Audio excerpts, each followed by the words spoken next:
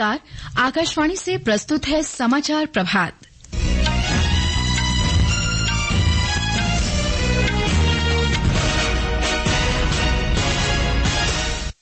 केंद्रीय मंत्रिमंडल ने जल विद्युत परियोजनाओं के विकास के लिए पूर्वोत्तर क्षेत्र की राज्य सरकारों को वित्तीय सहायता प्रदान करने का निर्णय लिया।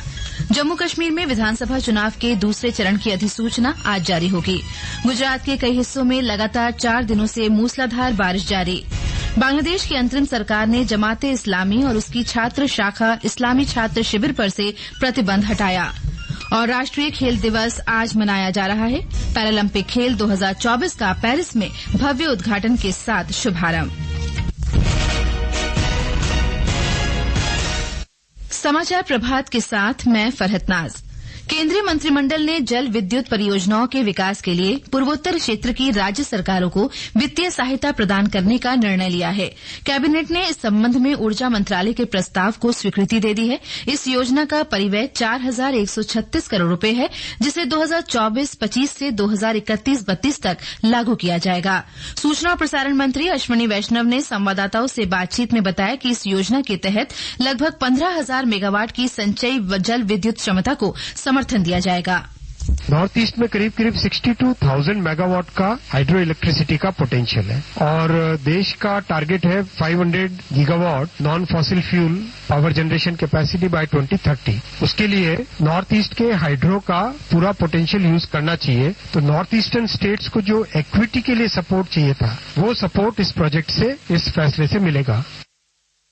वहीं केंद्रीय मंत्रिमंडल ने देश के औद्योगिक परिदृश्य को बदलने के लिए राष्ट्रीय औद्योगिक गलियारा विकास कार्यक्रम के अंतर्गत 12 नए ग्रीनफील्ड औद्योगिक स्मार्ट शहरों को भी स्वीकृति दे दी है। नई दिल्ली में कैबिनेट बैठक के बाद मीडिया को संबोधित करते हुए सूचना एवं प्रसारण मंत्री अश्विनी वैष्णव ने कहा कि इन औद्योगिक क्षेत्रों में संयुक्त अनुमानित निवेश 28,602 करोड़ रुपए होगा। उन्होंने कहा कि इन परियोजनाओं से 10 लाख प्रत्यक्ष और 30 लाख तक अप्रत्यक्ष रोजगार सृजित होंगे। मंत्रिमंडल ने 234 नए शहरों में 730 निजी एफएम चैनलों की ई नीलामी कराने का प्रस्ताव स्वीकार कर लिया है। इस निर्णय से मातृभाषा में स्थानीय सामग्री के प्रसारण को बढ़ावा मिलेगा और रोजगार के नए अवसर पैदा होंगे। स्वीकृत शहरों में कई आकांक्षी जिले हैं और कुछ वामपंथी उग्रवाद से प्रभावित हैं। श्री वैष्णव ने बताया कि मंत्रिमंडल के निर्णय से श्रेणी 2 और 3 के शहरों में एफएम रेडियो की पहुंच बनेगी। मंत्रिमंडल ने केंद्रीय क्षेत्र की योजना कृषि अवसंरचना कोष के विस्तार को भी मंजूरी दी। कृषि अवसंरचना कोष किसानों को वित्तीय सहायता प्रदान करने के लिए 1 लाख करोड़ रुपए की राशि के साथ वर्ष 2020 में स्थापित किया गया था।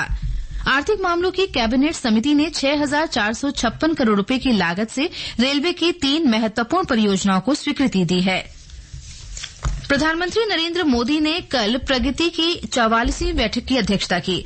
प्रगति केंद्र और राज्य सरकारों की भागीदारी वाली सक्रिय शासन व्यवस्था और समयबद्ध क्रियान्वयन के लिए सूचना संचार प्रौद्योगिकी आधारित बहु मॉडल प्लेटफॉर्म है।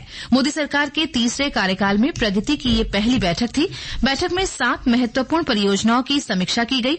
इनमें सड़क संपर्क और रेल की 2 परियोजनाएं और कोयला, बिजली और जल संसाधन की 1 परियोजना शामिल है। इनकी लागत 76,000 करोड़ रुपए है। रक्षा मंत्री राजनाथ सिंह आज आंध्र प्रदेश के विशाखापत्तनम में पूर्वी नौसैनिक कमान ईएनसी का दौरा कर रहे हैं। इस दौरान रक्षा मंत्री विशाखापत्तनम के नौसेना केंद्र पर एक कार्यक्रम में भागीदारी करेंगे, जहां वह पूर्वी नौसैनिक कमान के वरिष्ठ अधिकारियों के साथ विचार विमर्श करेंगे। वे नौसेना के विभिन्न अभियानों की समीक्षा भी करेंगे। श्री सिंह विशाखापत्तनम से आज दोपहर बाद केरल के तिरुवनंतपुरम जाएंगे। ये समाचार आकाशवाणी से प्रसारित किए जा रहे हैं। खुजली झटपट दूर करे, वो है जालिम लोशन। वही नाम वही काम, कुछ भी नहीं बदला। चर्म रोगों का दुश्मन जालिम लोशन। माँ, आज स्कूल में हमें दस्त से बचने का तरीका सिखाया गया। अच्छा, क्या सिखाया गुड़िया? खाना बनाने से पहले और शौचालय या मल साफ करने के बाद हाथ साबुन से धोना, हमेशा साफ पानी का उपयोग करना और रोटा वायरस और खसरे का टीका सही समय पर लगवाना। वाह, तू तो बड़ी सयानी हो गई है। आखिर आपकी ही तो बेटी हूँ। अधिक जानकारी के लिए आशा दीदी से संपर्क करें। स्वास्थ्य एवं परिवार कल्याण मंत्रालय द्वारा जनहित में जारी। समाचार प्रभात में आपका फिर स्वागत है। जम्मू कश्मीर में दूसरे चरण के विधानसभा चुनाव की अधिसूचना आज जारी की जाएगी। इस चरण में गांदरबल, श्रीनगर, बडगाम, राजौरी, पुंछ और रियासी जिलों के 26 विधानसभा क्षेत्रों में मतदान कराया जाएगा। नामांकन दर्ज करने की अंतिम तिथि 5 सितंबर है और अगले दिन नामांकन पत्रों की जांच की जाएगी। नाम वापस लेने की अंतिम तिथि 9 सितंबर है। मतदान 25 सितंबर को होगा। परिसीमन के बाद विधानसभा खंडों की संख्या 83 से बढ़ाकर 90 कर दी गई है। 24, 26 और 40 विधानसभा खंडों में मतदान 18 और 25 सितंबर और 1 अक्टूबर को होगा। मतगणना 4 अक्टूबर को होगी। केंद्र शासित प्रदेश जम्मू कश्मीर में 24 विधानसभा क्षेत्रों में 18 सितंबर को होने वाले पहले चरण के मतदान के लिए कल नामांकन पत्रों की जांच की गई। नामांकन पत्रों की जांच के दौरान 279 उम्मीदवारों में से 244 उम्मीदवारों का नामांकन वैध पाया गया। 35 उम्मीदवारों के नामांकन पत्रों को रद्द कर दिया गया। कश्मीर घाटी में 23 और जम्मू संभाग में 12 नामांकन पत्रों को रद्द किया गया। चुनाव अधिसूचना के अनुसार उम्मीदवार कल दोपहर 3 बजे से पहले संबंधित निर्वाचन अधिकारियों के कार्यालय से अपना नामांकन वापस ले सकते हैं। निर्वाचन आयोग ने हरियाणा भाजपा को चुनाव प्रचार के लिए बच्चे के इस्तेमाल पर नोटिस जारी किया है। भाजपा की हरियाणा इकाई ने सोशल मीडिया एक्स पर जारी एक वीडियो पोस्ट में बच्चे का इस्तेमाल किया था। इसे आयोग ने गंभीरता से लेते हुए प्रदेश अध्यक्ष मोहन लाल बडोली को नोटिस जारी किया और तत्काल सुधारात्मक कदम उठाने को कहा है।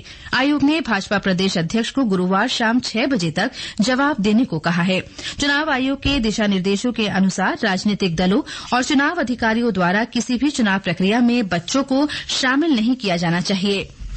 झारखंड के पूर्व मुख्यमंत्री चंपई सोरेन ने हेमंत सोरेन सरकार में मंत्री पद और झारखंड मुक्ति मोर्चा के सभी पदों से त्यागपत्र दे दिया है। पार्टी अध्यक्ष शिबू सोरेन को लिखे पत्र में उन्होंने कहा कि पार्टी की कार्यशैली और नीतियों ने उन्हें पार्टी छोड़ने के लिए मजबूर किया। चंपई सोरेन कल भारतीय जनता पार्टी की सदस्यता ग्रहण करेंगे। उन्होंने झारखंड विधानसभा की सरायकेला सीट से भी त्यागपत्र दे दिया है।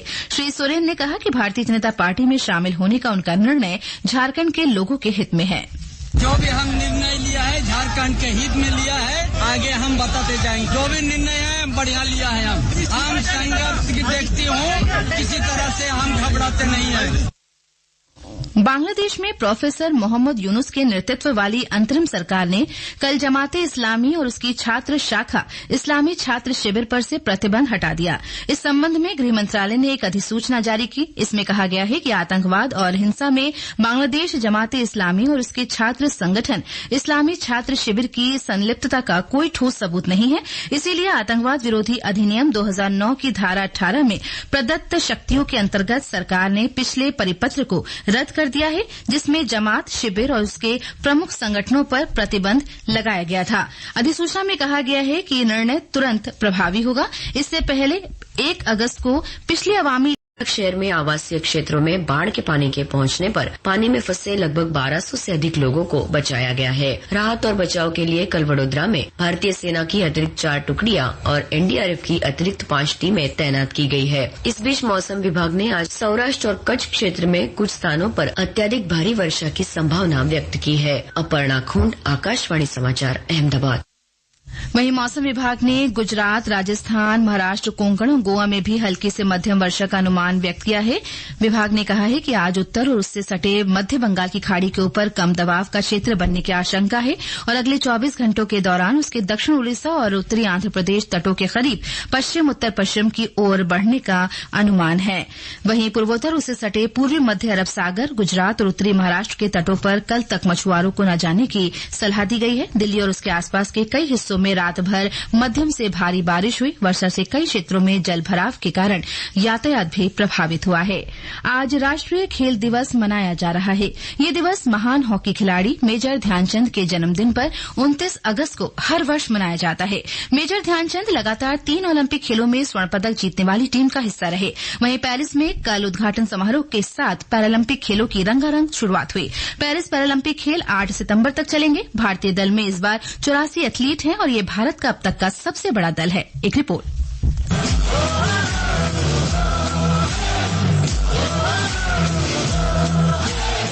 पैरालंपिक खेलों का कल फ्रांस की राजधानी पेरिस में शानदार आगाज हुआ। फ्रांस के राष्ट्रपति इमैनुअल मैक्रों ने पेरिस में एक रंगारंग समारोह के दौरान खेलों की शुरुआत की घोषणा की। 167 देशों का प्रतिनिधित्व करने वाले कुल 4,400 पैरालंपिक खिलाड़ियों ने चैम्प्स एलिसीज से प्लेस दे लॉ कॉन्कॉर्ड तक मार्च किया। भारतीय दल का नेतृत्व टोक्यो 2020 के स्वर्ण पदक विजेता भाला फेंक खिलाड़ी सुमित अंतिल और विश्व रिकॉर्ड धारक टेबल टेनिस खिलाड़ी भाग्यश्री जाधव ने किया। भारत कुल 22 खेलों में से 12 में स्पर्धा करेगा। कृष्णा नागर बैडमिंटन में पुरुषों के सिंगल्स खिताब के लिए खेलेंगे, जबकि अवनी लैखरा और मनीष नरवाल निशानेबाजी में चुनौती पेश करेंगे। आज से भारतीय खिलाड़ी तीरंदाजी, साइकिलिंग, ताइक्वांडो, तैराकी और टेबल टेनिस में प्रतिस्पर्धा करेंगे। एथलेटिक्स स्पर्धा की शुरुआत कल से होगी। इसमें 38 भारतीय एथलीट भागीदारी करेंगे। लोगों की नजरें भाला फेंक खिलाड़ी सुमित अंतिल और टेबल टेनिस खिलाड़ी भाविना पटेल पर होंगी। समाचार कक्ष से मुकेश कुमार बल।